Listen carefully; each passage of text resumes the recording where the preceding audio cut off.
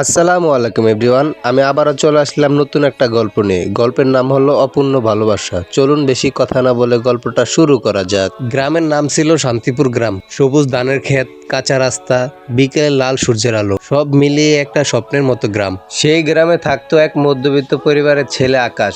আকাশ ছোটবেলা থেকেই একটু চুপচাপ স্বভাবের ছিল। বই, খাতা, স্বপ্ন আর নিজের মতো করে থাকা।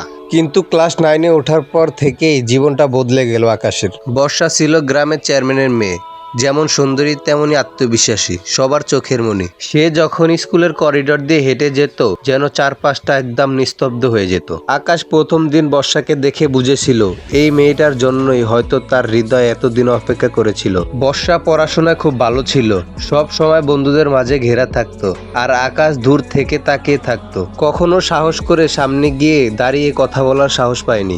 আকাশের সব বন্ধুরা বলতো, তুই কি পাগল নাকি? চেয়ারম্যানের মেয়ে, তোর দিকে তাকাবেও না। ওদের এইসব কথা শুনে আকাশ শুধু মুচকি হাসতো। একদিন আকাশ ঠিক করলো, আর না, নিজের মনের কথা না বললে বুকটা ফেটে যাবে। একদিন রাত জেগে একটা চিঠি লেখলো বর্ষার জন্য।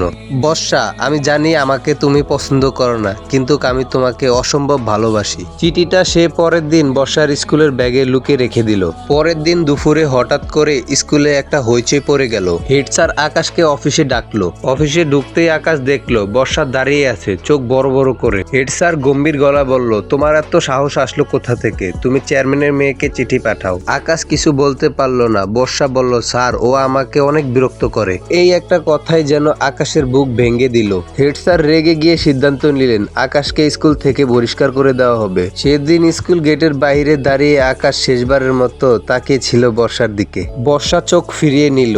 সেই দিন আকাশ বুঝতে পারলো ভালোবাসা একতরফা হলে কতটা নিষ্ঠুর হতে পারে। কিছুদিন পর শুনতে পারলো বর্ষার বিয়ে ঠিক হয়েছে শহরের একটা ছেলের সাথে। বিয়ের আগের দিন আকাশ একবার বর্ষার সামনে গিয়ে দাঁড়ালো। আমি শুধু একটা কথা বলতে এসেছি, আমি তোমাকে ভালোবাসি, আর মৃত্যুর আগ পর্যন্ত ভালোবেসে যাব।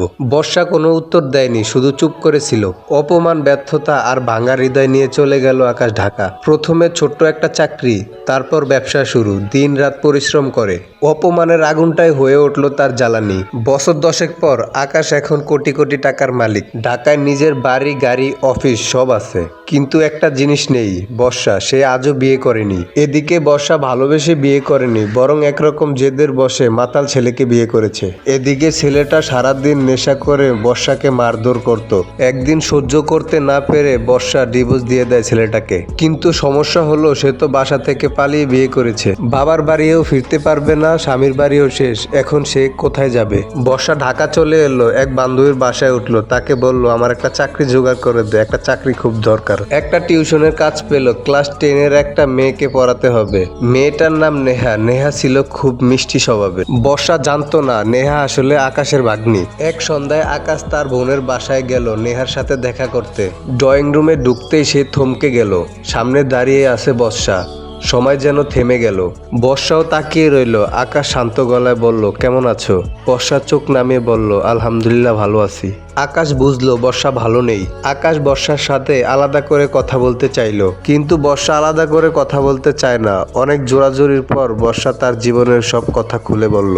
আকাশ চুপচাপ শুনলো, তার চোখ ভিজে গেল বর্ষার এই কথা শুনে। হঠাৎ নেহা দৌড়ে এসে বলে, আন্টি, আপনি আমার মামাকে বিয়ে করে ফেলেন না কেন? দুজনেই এই কথা শুনে অবাক। নেহা আবার বলল, আপনার জন্য আমার মামা আজ পর্যন্ত বিয়ে করেনি। নেহার এই কথা শুনে বর্ষার চোখ থেকে ঝরো ঝরো পানি পড়তে লাগলো। সে ফিসফিস করে বলে, যাকে আমি এত খারাপ ভেবেছিলাম সে আমাকে এত ভালোবাসে। আকাশ এগিয়ে এসে বলে, ভালোবাসা কাউকে ছোট করে না বর্ষা। তুমি তখন আমাকে ঘৃণা করেছিলে, কিন্তু আমি কখনো তোমাকে দোষ দেইনি। বর্ষা কাঁদতে কাঁদতে বলে, আমি ভুল করেছি আকাশ, খুব বড় ভুল। আকাশ মুচকি হাসে। জীবনে সবাই ভুল করে, কিন্তু ভালোবাসার যদি সত্যি হয়ে থাকে সেটা হারায় না। কিছুদিন পর সাধারণ একটা অনুষ্ঠানে আকাশ আর বর্ষার বিয়ে হয়। বর্ষা এবার সত্যিকারের সম্মান আর ভালোবাসা পেল। গ্রামের সেই অপমানিত ছেলেটা একদিন সফল মানুষ হলো, আর যে মেয়েটা তাকে এত ঘৃণা করত সেই তাকে একদিন বুঝলো ভালোবাসা জোর করে পাওয়া যায় না, কিন্তু সত্যিকারের ভালোবাসা কখনো মরে না। আকাশের আকাশে অবশেষে তার বর্ষা নেমে এলো। হ্যালো এভরিওয়ান, আজকের গল্পটা এই পর্যন্তই। আবার দেখা হচ্ছে নতুন কোনো গল্প নিয়ে। ততক্ষণ সবাই ভালো থাকবেন, সুস্থ থাকবেন। আল্লাহ হাফেজ।